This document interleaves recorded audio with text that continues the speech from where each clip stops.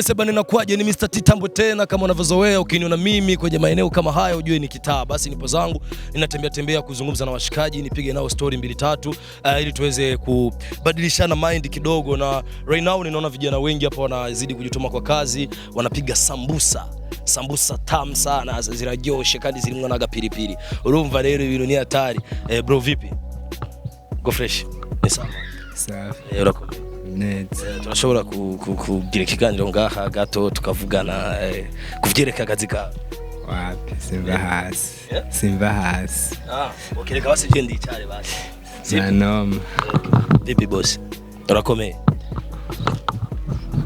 Mani jewe mu bisanzwe urazi yuko twese turabajene kandi turabajene bakunda akazi.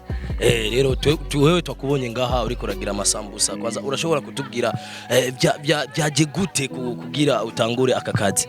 Kakazi vyaje ndavyiyumvira ko nabonye niko nkunda kubereye gukora cyane, ndabona ariko nokuramwe amahera cyane mugati hape ndankore ndabe ko ubuzima bw'urazi ni hatari.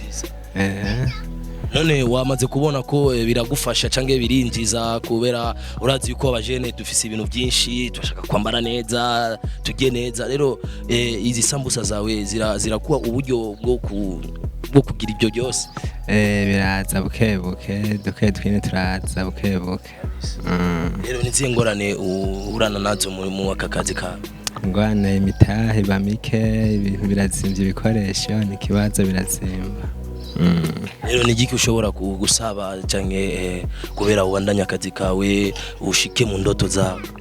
Gusaba ni nk'ibintu ubu oya nta mitahe, tukara imitahe ni mikeya, ibikoresho bikazimba, gusanga imitahe ni mike, turasa nk'akatahe vy'abavyiza. Turavye ngaha tubona abajene benshi barinjira mu bintu by'ubushirasoni, urumva bamba amapoketi, nta takazi bafise canke akazi barondera kuko bakore kubera bagende imbere canke bagendisha igihugu cyacu imbere. Rero ni impanuro ushobora gutanga ku bajene bameze uko? Aya vyiza mujene, ahubwo mujene no gukora uko niwo mwanya bafise wo gukora kugira ategura imbere yiwe heza. Rero nimba umuntu ashaka rero kwinjira mu mwaka kazi kawe kugira amasambusa byogenda gute? Aho bikeneye yoza tukavugana kanyegera, tukatera inkuru tukavugana bigakunda. Okay, turashima cyane kabisa kubera kubona abajene nkawe muri ko murakora ibi bintu. None uyo ngaho n'umutoyi wawe wamwigishe canke n'umuntu uri kurigisha gusa? None ko ndigisha no dufashanya. Rero ubona byamaze gufata neza cyane? Ni sawa bukebuke. Sawa. Rero turetse ibyo kwaza tugende mu buzima busanzwe gusa. Urazi inamba mu rugamba urahiza? Ndayumva. Inamba mu rugamba na Interestar. Ni equipe rero ukunda ngaha mu gihugu cyawe?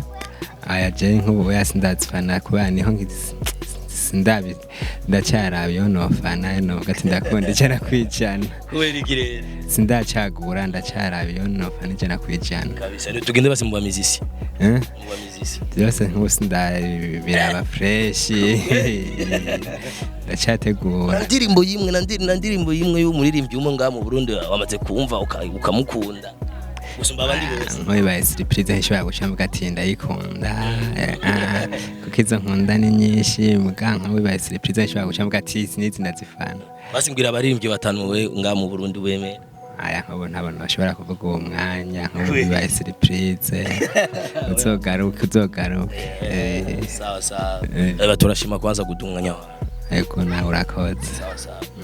Yes, bana, nilikuwa napiga story na mwanangu kutokana na kazi yake. Kama unavyoona anatengeneza sambusa kwa sababu ya kujiingizia pesa kidogo, kwa sababu maisha iende mbele. Kuna vijana wengi sana hawapendi kutumika kazi. Kwa hiyo hiki jamaa hapa amekwambia kwamba ikiwa unataka kufunzwa hii kazi unaweza kumjongelea akaweza kukufunza. Maeneo yetu ni maeneo ya Kanyosha, ndio tupo tunapita kwenye kipindi chetu cha kitaa. Tunazidi kuangalia vijana gani ambao wana talent lakini wanakosa uwezo, na amekwambia kwamba akipata uwezo, akipata pesa nyingi anaweza akaweka ili kazi yake izidi kuwa kubwa zaidi, aweze kufikia ndoto zake. Basi ni kijana mojawapo ambaye anajituma sana, na ni kijana ambaye amefikiria jambo kubwa, kwa sababu vijana wengi sasa hizi ukiangalia mitaani tumekalia kuishia maskani, lakini ukiwa upo maskani alafu unafanya kitu kidogo kama hichi, inakuwa ni vizuri zaidi. Basi bana, nasema asante kwa kuendelea kufuatilia kipindi changu cha kitaa, lakini siku ya leo sintokuacha salama. Kama ulivyosikia alivyokuambia, amekwambia kwamba nimemfanyia surprise, kwa hiyo alishindwa kabisa kusema ni timu gani ambayo anaikubali, lakini niliweza kumtajia Inamba Murugamba pamoja na Interstar,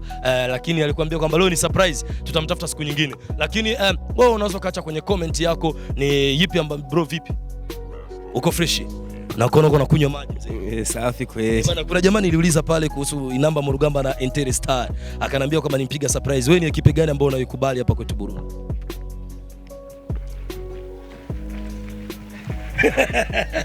Mutaviti Rugo afata gacha najua Kiswahili. Okay, vizuri sana. Rero ujya mutamaja na mubajije kuvyerekeye ama ekipe yo nga mu Burundi, na mubwiye Inamba Murugamba na Interstar ni ekipe akunda cyane nga mu gihugu. Rero yacambwiye ko ni surprise. Ora shobora kutubwira ni ekipe yiye ufana nga? Asha niyo nyene kweli. Bosingo FC. Iyo nyene niyo nkunda nyene kabisa. Rero Bosingo FC yakinye match na Interstar ya nyuma. Rero twabonye umukinyi yitwa Yanga akina kuri nef, yakomeretse nabi kwe. Ijya match warayibona? Wapi kwe, nayo nabonye sana ide kwa. Niye rero manuro ushobora gutanga kujya mukinyi Yanga nimero nef wa Interstar? Ana nashobora gutanga kubera yakinye nabi, ariko rero baca bamukubita hajya nyene kuri penalty. Oya urumva ryo nikosa kweli. Ryo nikosa kweli. Rero ariko urakunda kuraba match? Wapi kweli. Tugende basi mbwa mizisi basi. Nta moya nkunda kubironkera kweli, barava ndi mu kazi kenshi. Ukora iki basi muzibabuse? Je ngura ivyuma vyahetse kweli. Ngura ivyuma vyahetse. Ni kubera iki wabonye yuko ni byiza ko tangura gukora ku kazi? Kubera abajene benshi urazi yuko bagaya amakazi, bavuga we je shobora kugira bijyawe yaje bakora ubustar. Kubera mbona hari mwirare nyene ngo nkuramo nyene na rasiyo nyene yo kwambara nyene impuzu nyene zimeze neza nyene, camvuga ati nakandi kati noshobora gukora nyene. Nimba umuntu rero cyangwa umujene ariko arakura kuri uyu mwanya ashaka kwinjira mu kazi, rero ushobora kumubwira gute kubera ayinjiramwo aronge amahera? Wapi habwo baragakengera biyumvira ko atarari ririmo ahubwo kubera nyene babona ko nyene kubera ari yarara nyene. Kabisa. Bashaka gakengera nyene babatika ni yara nta kintu kirimwo. Mwana anje kubera amaze ukabona mvuga ati nta ndi dino nashaka guhindura. Rero ni urashobora kubwira abajene badakunda akazi ni yiki rero impanuro ushobora guhita? Kubivana uze n'ukuntu umuntu nyene kunabagaya na nyene agaya akazi akavuga ati je kaya kazi nako nashaka gukora kubera bana kare mu buzima bubi, mwana anje nta kazi nshaka kugaya mvuga ati akudora ko kwese ni twende. Rero ni igiki usaba leta rero kuvyerekeye imisore? Imisore umbe kije no saba gusa imisore kugaya akazi, bibonye akazi nyene gikora akazi, kubera ushaka kugaya akazi gwashubona yegeye n'ibintu byo kuja kwiba. Urumva si byiza yofuma akora akazi abonye nyene apana kukengera akazi. Sawa. Basi bro, merci cyane gweri ku mwanya wawe. Kabisa. Abonye akacayi kaheze rero. Reka basi genda kongere desa kubera ugure basi akacayi yajya na gasambusa. Ubuzima bubandanye. Ego kabisa mtamu. Sawa. Okay, merci bana, urakoze. Sawa. Bana, nilikuwa zangu napiga story, yani anakuambia kwamba anafanya kazi yake ya mikono inamuingizia hela, anatafuta vyuma ambavyo vimeisha, na pia kwenye mzani mara moja anajua wapi anapopeleka. Amesema kwamba vijana wengi sana wanajikatalia zao. Niaje sister? Salama. Leo ni mwezi wa mama leo, kisha nimekuona wewe, lazima nikuulize mambo mawili matatu. Unakataa? Hautaki hata nikuulize vitu viwili? Umeteneza liko. Sawa, merci. Bana, ndio hivyo bana. Tunashukuru sana watu wote ambao walizidi kufuatilia kipindi chetu cha kitaa. Tupo zetu maeneo ya Kanyosha, niko napiga zangu story na watu wangu wa huko. Basi asante sana kwa wale ambao waliendelea kufuatilia kipindi changu cha kitaa. Usikosi kusubscribe channel yetu ya Indundi TV, panakuja alama kengele, bonyeza hapo ili wa kwanza kuwa napata notification ya vipindi vyote vya football pamoja na Mr. Bosingwa na kwa Kupata music pamoja na Alan the Real. Asante sana.